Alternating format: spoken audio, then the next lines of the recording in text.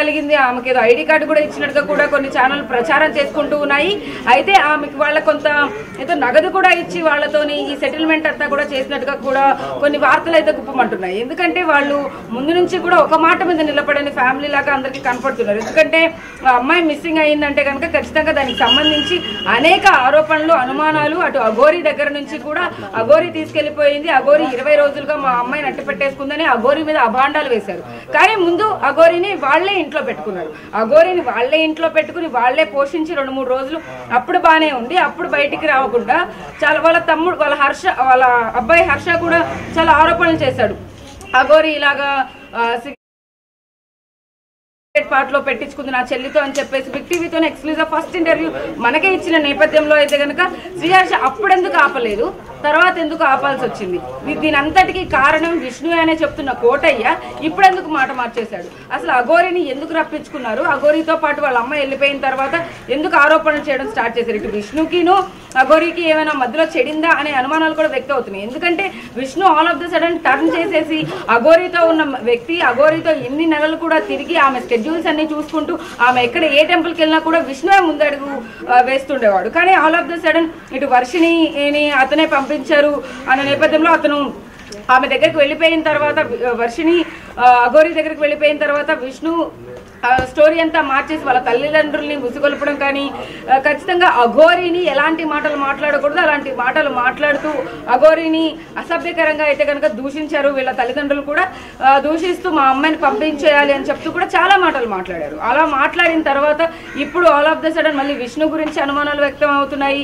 విష్ణు ఎక్కడున్నాడు, విష్ణు ఎందుకు phone lift చేయడం లేదు, విష్ణు మీద పోలీసులు కంప్లైంట్ ఇస్తామన్న వ్యక్తి సాయంత్రం కల్లా మళ్ళీ టర్న్ ఓవర్ అయిపోవడం. అంటే అఘోరి విషయంలో అయినా విష్ణు విషయంలో అయినా కానీ ఒక స్టాండ్ అయితే తీసుకోలేదు. వీళ్ళు డబ్బులు తీసుకున్నారని ఒకసారి చెప్తున్నారు, అఘోరి ఇంట్లోనే పెట్టుకుని అఘోరి ఏవైతే ఆల్కహాల్ కి సంబంధించి ఏవైతే బాటిల్స్ తీసుకొచ్చి నేను ఎక్స్క్లూజివ్గా అవి కూడా చూపించారు మనకి. ఆ బాటిల్స్ ఎందుకు తీసుకురావాలి?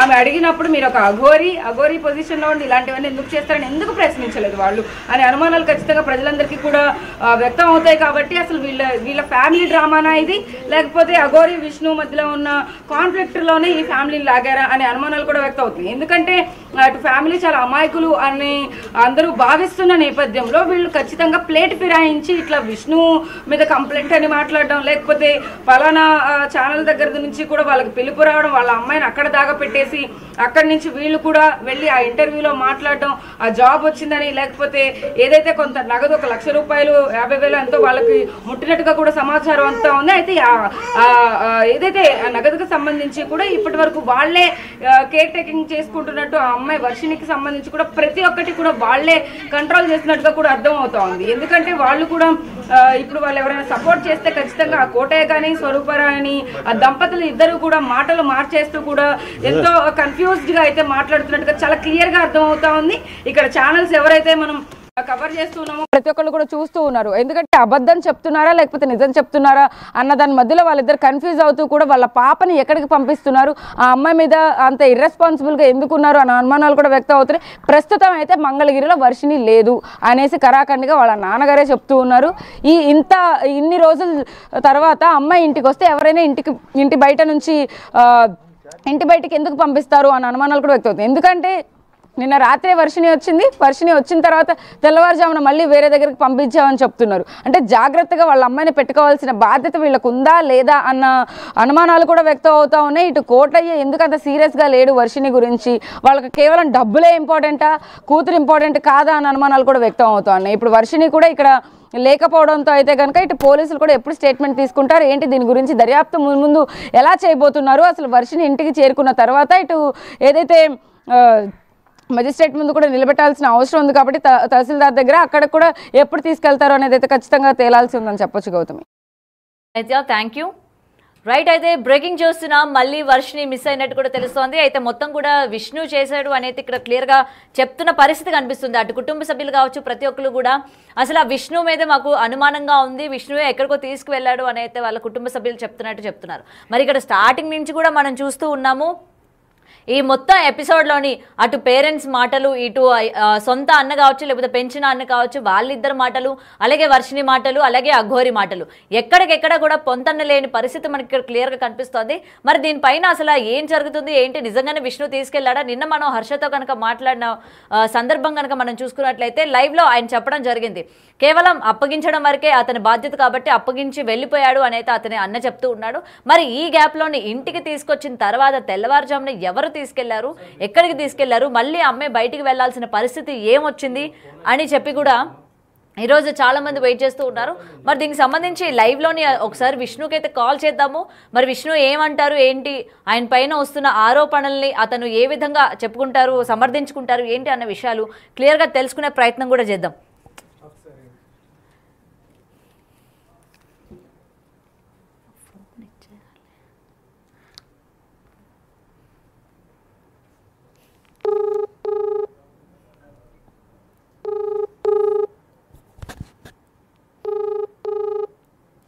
హలో విష్ణు గారు, విష్ణు ఎక్కడున్నారండి?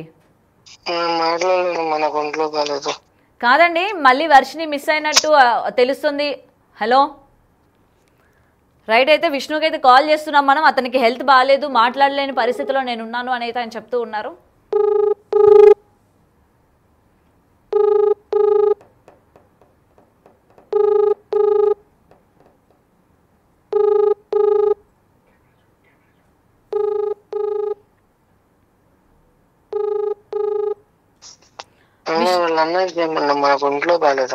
కాదు కాదు విష్ణు గారు ఒక్కసారి వర్షిని ఏమైందండి? వర్షిని రైట్, ఇతనైతే ప్రెసెంట్ నాకు హెల్త్ బాగాలేదు, నేను మాట్లాడలేని పరిస్థితిలో ఉన్నానని అయితే చెప్తున్నారు. మరి వర్షిని సంగతి అడుగుతుంటే మాట దాటేసే ప్రయత్నం చేస్తూ ఉన్నాడు. మరి కాల్స్ అయితే కనెక్ట్ అవ్వట్లేదు, కాల్ లిఫ్ట్ చేయట్లేదు అని చెప్తున్న తరుణంలోని మనకైతే కాల్ అయితే లిఫ్ట్ చేయడం జరిగింది. మరి అమ్మాయి గురించి అడుగుతుంటే ఆయన ఎక్కడ కూడా ఇన్ఫర్మేషన్ ఇవ్వని పరిస్థితి కనిపిస్తోంది. మరి ఈ గ్యాప్లోని ఇతనికి హెల్త్ ఎప్పుడు పాడైంది, లేకపోతే నిజంగానే హెల్త్ పాడైందా, లేకపోతే డ్రామా చేస్తున్నారా అన్న సందేహాలు కూడా ఇవాళ చాలా మందిలో కలుగుతూ ఉన్నాయి. మరి అయితే ఇంకొకసారి కాల్ చేద్దాం, అసలు ఆయన మళ్ళీ ఇన్ఫర్మేషన్ ఇవ్వడానికి రెడీగా ఉన్నారా లేదా అన్న దానిపైన ఇంకొకసారి ఆయనకైతే కాల్ కనెక్ట్ చేసి చూద్దాం.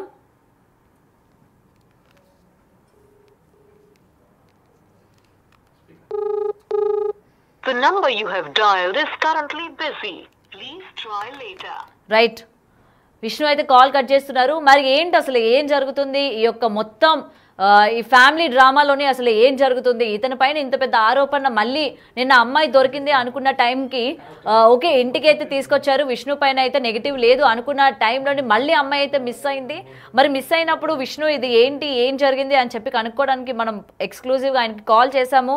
బట్ అయినా ఆయన మాట్లాడలేని పరిస్థితిలో ఉన్నాను అని, అలాగే హెల్త్ బాగాలేదు అని చెప్పి ఆయన చెప్తున్నారు. మరి దీనిలో ఎంతవరకు నిజ నిజాలు ఉన్నాయి, వర్షిని గురించి ఇతనికి తెలిసే ఈయన కాల్ కట్ చేస్తున్నాడా, తెలిసే ఈయన మాట్లాడట్లేదా అన్న దానిపైన కూడా ఇంకా క్లియరెన్స్ రావాల్సిందే.